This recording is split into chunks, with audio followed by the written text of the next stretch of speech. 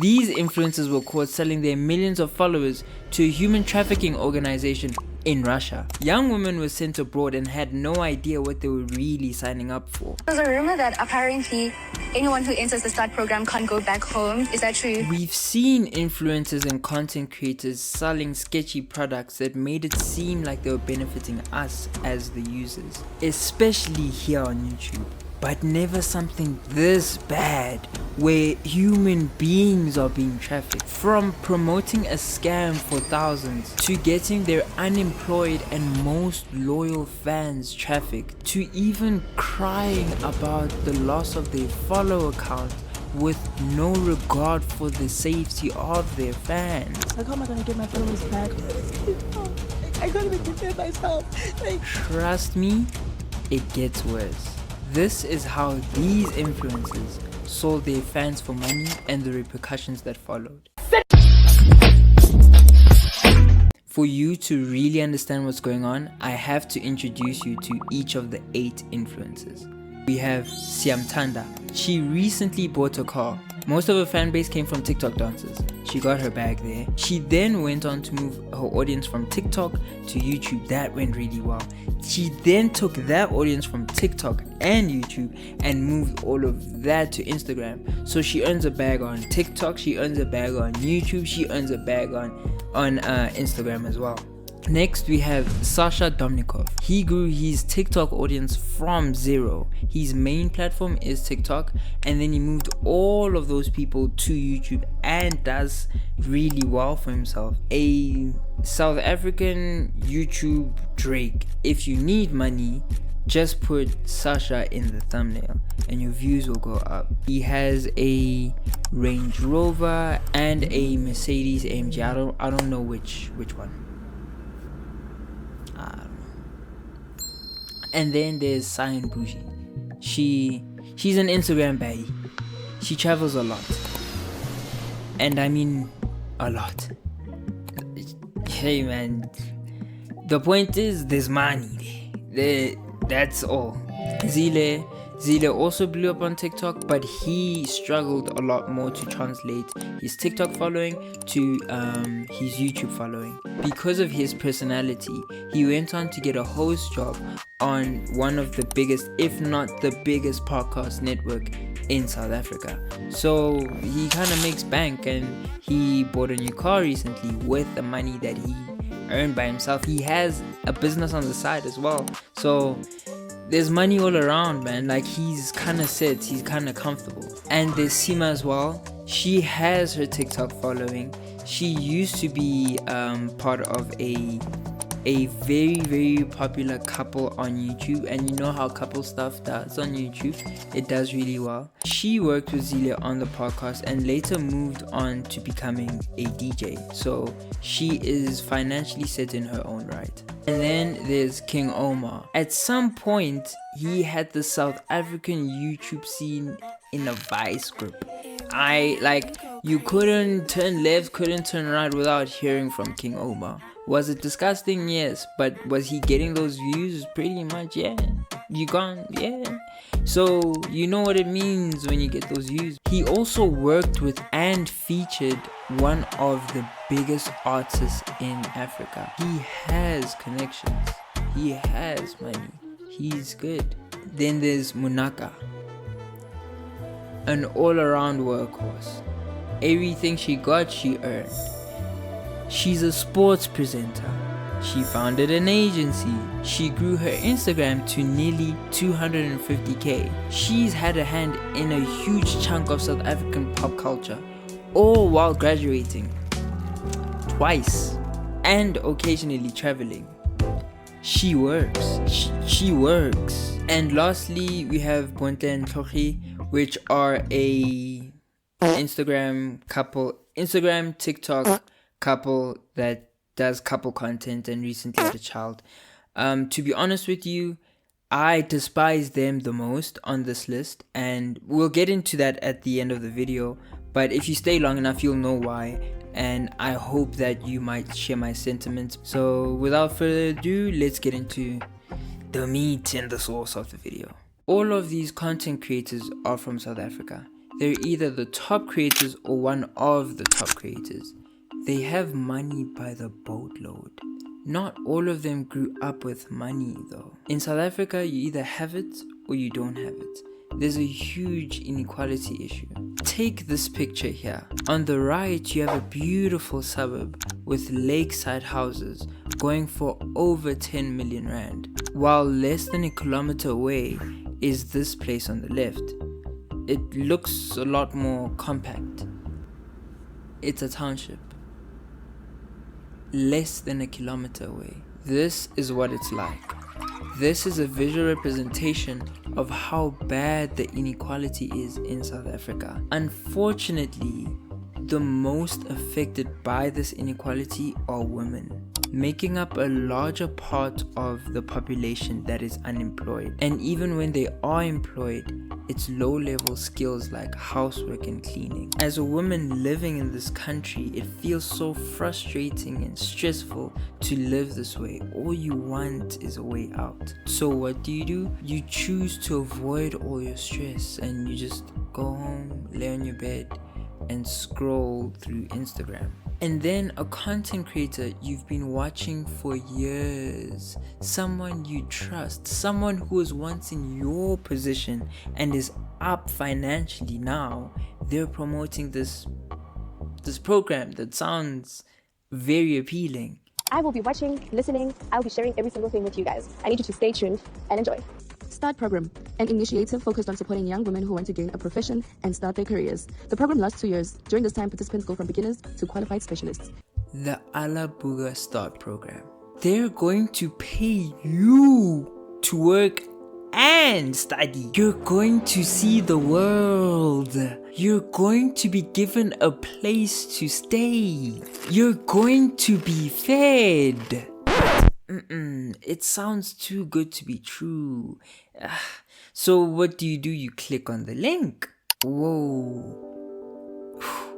I could win a share of $500,000 while being paid. I'm seeing people just like me. I'm going to be paid $600 while studying. That's more than the average salary. It seems way too good to be true. It can't be. My favorite creator went there and spoke to the people that already went there. Nah, sign me the up. The whole time it was presented as this amazing work-study program, a lifeline, an opportunity specifically designed for women in places just like South Africa, a chance to escape. But it was never that. Alabuga Start is a program ran out of the Alabuga Special Economic Zone in Tatarstan, Russia. While the website looks clean, the brochure looks professional, and the promo videos look convincing, what they don't tell you is that Alabuga manufactures drones. Allegedly, the same drones used in the war in Ukraine. Young women, some as young as 16, were being recruited to work in a weapons factory. And to make it worse, reports started surfacing that some of the women couldn't just leave. Their documents were held. Movement was restricted. This wasn't a study program. This was trafficking. But the influencers didn't know. Did they? Here's where it gets complicated and honestly a little bit uncomfortable. There are a few angles. Angle 1, they were duped. The agents and the middlemen who approached these influencers packaged it kind of perfectly. Here's a legit looking program. Here's your payment. Here's a trip to Russia to go make content. They were sold a lie and then went on to sell the same lie to their followers and fans. Angle 2. They didn't care enough to ask questions. When the bag is right there, how hard are you going to look at red flags? When it's in your grasp, what's going to compel you to, I think something is wrong, I don't think that much. Siamtanda literally asked on camera, are you allowed to go home? She asked the question and still posted the promo video. So it begs the question, who's actually responsible?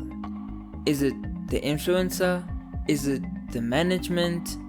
The agents that brokered the deal? Honestly, this might be something for you to decide, because you can look at it in different ways. And I genuinely really like to know what you think in the comments below. I'm really curious what you have to say. Do you think it's the influencers because they're the face? Do you think it's management because they handle the deals? Or is it just their fans for being so gullible?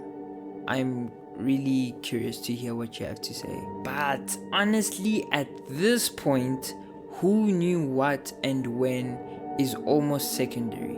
Because what really matters at this point in time, when it came out, when the internet blew up, when journalists started digging, when young women were fearful because they had already sent their applications, what did they decide to do?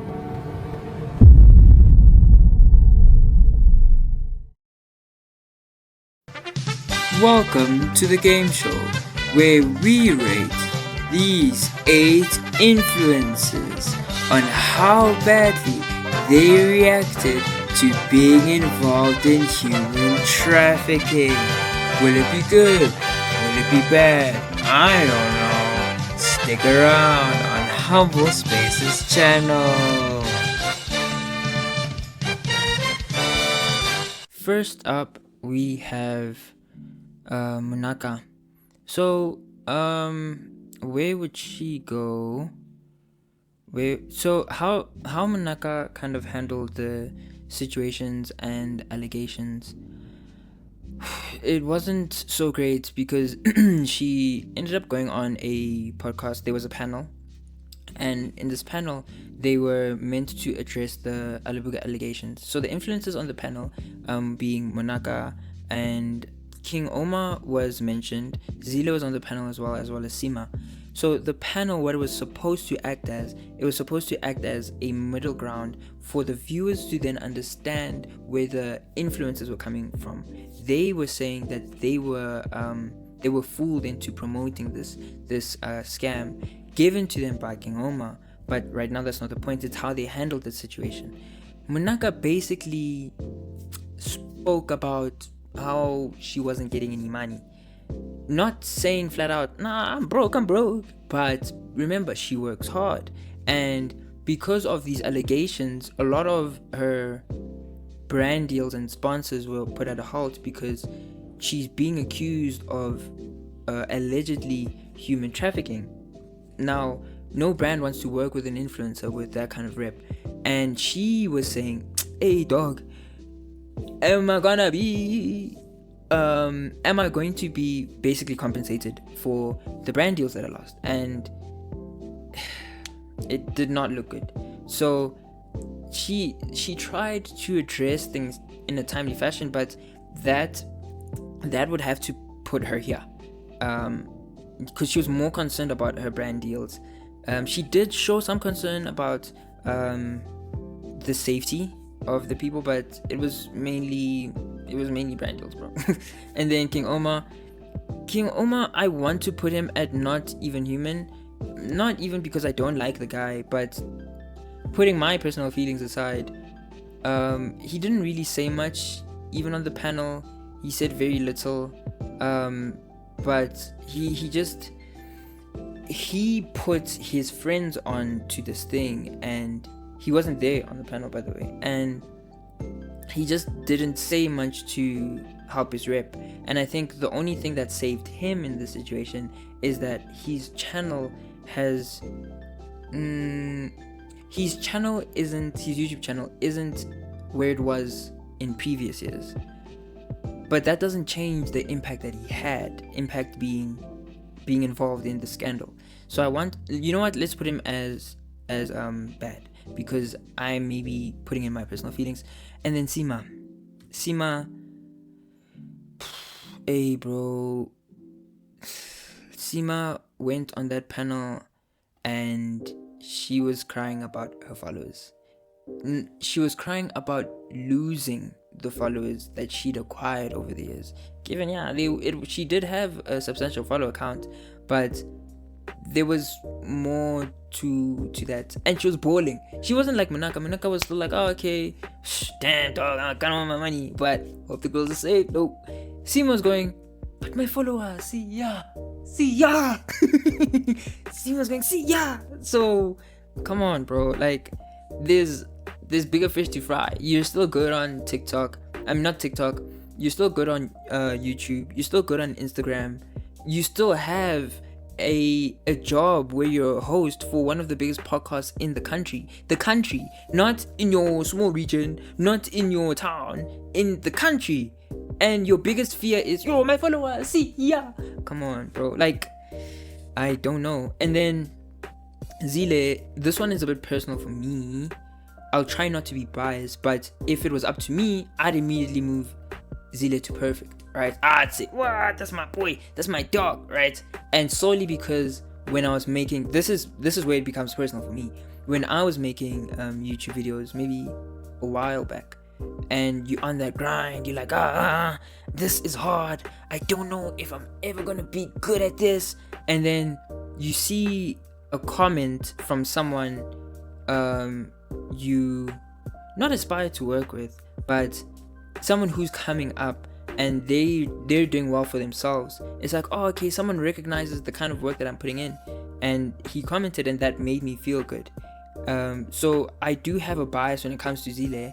I am going to kind of be like, oh, okay, but maybe Zile's a good guy. I think Zile's a good guy, but again, that's my bias, and I'm aware of that. So it wouldn't be fair to put him at perfect. If we look at his actions weren't good at all.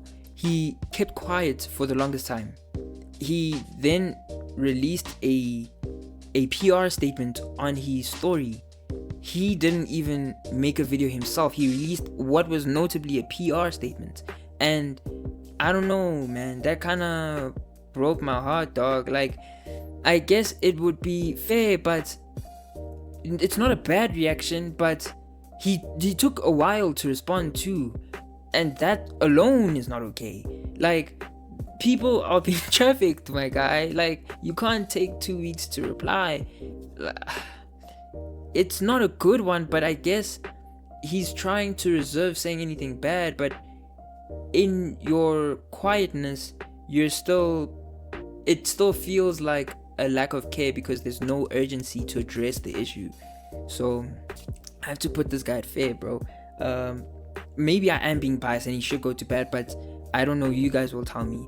And then Siamtanda, I think out of everyone on this list, right, was it perfect? I don't know. I don't know. So the way she handled it, she addressed it pretty quickly. There was some urgency in that thing, like, but there was some urgency in that thing. She came out with notes. She was like, hey guys, I went there and I spoke to the girls and they seemed okay, and I did think that I did my research, and I apologize, and I'm taking accountability. I was wrong on my part. And you going, yeah, I'm mad at you, but like, when you look at the options that you have on the side, people are lying, people are crying over other things, and you're watching someone go, nah, that was all me, big dog. Like, I'm sorry for that. That will never happen again. I'm taking accountability. You're like, well, man, okay. Okay, so what? You sold some people to human traffickers? What? Forgive you, dog. Obviously, it's not the case, but it feels like you're able to take accountability. Therefore, as the viewer, I'm like, okay, you did something bad, and you're acknowledging that you were not aware. So you handled it pretty well, and you made a video about it, and it didn't seem too PR. If it was PR, you did a splendid job. Like, she did a great job. But yeah, where I want to put her perfect, but what makes me drop her down is going into that promo video where she asked the girl, are you allowed to go home? You kind of knew of the problems going into it, and you entered the situation that seemed dire with rose-colored glasses. And I can't say perfect reaction even though you knew what was coming. I can't, and then these guys, Bunte and Tori, they're the couple out of the list. They have the least amount of followers on both platforms, but family content tends to do significantly more than the other kinds of content. So you have a more kind of loyal and rabid fan base in that content. So what my gripe with them specifically is prior to everything coming out and blowing up the way it did, they sat down and looked at their followers and were like, no guys, we did our research, no, we're good. And going into this, I was really trying to find that video because I remember it. I wasn't going crazy, I remember it. And they sat down and they said, we did our research. We sat down together, we did our research, and it's fine. So you're thinking, okay, you have some sort of surety that these people went on to do their research. They didn't. And what they did after, when everything came out, they're like, we didn't know. Sorry guys. That's it. Like, that's what it felt like. And then it was like, back to regularly scheduled programming. In other news, we're having a kid. And it's like, whoa, bro. No PR statement. No, like, what's going on here? And as a viewer, that was disgusting to see. Only because you're going out of your way to make them fall in love with you and your relationship, the viewers. And then from making the viewers fall in love with you guys, you're gaining their trust more than everyone else on the list. And then you go on to be like, no, trust me, I did my research. And when the country finds out that, oh shit, this is kind of bad, guys, people are being trafficked, you then go, my bad. My bad. Bro, what? It's not okay. And then Sasha, this one, I want to say not even human. He's a walking PR billboard, in the sense that going into it, he was blaming his team. He was blaming, basically the fall was not on him. And then it came out that his brother was involved, and it was just a mess. It was a mess. Actually, he just didn't want to take accountability. Let's put it at that. And it just was not looking good for Sasha. But maybe this one. He acknowledged that it was bad, but he was just shifting the blame. I guess they all were, but like, he was just shifting the blame. Sorry. And then this one. This one deserves her own tier behind here. Behind here. She deserves her own thing. And solely because we're going to move her at Not Even Human. Solely because she refused to take accountability. She was just like, nah guys, nah. And then she went on fucking vacation.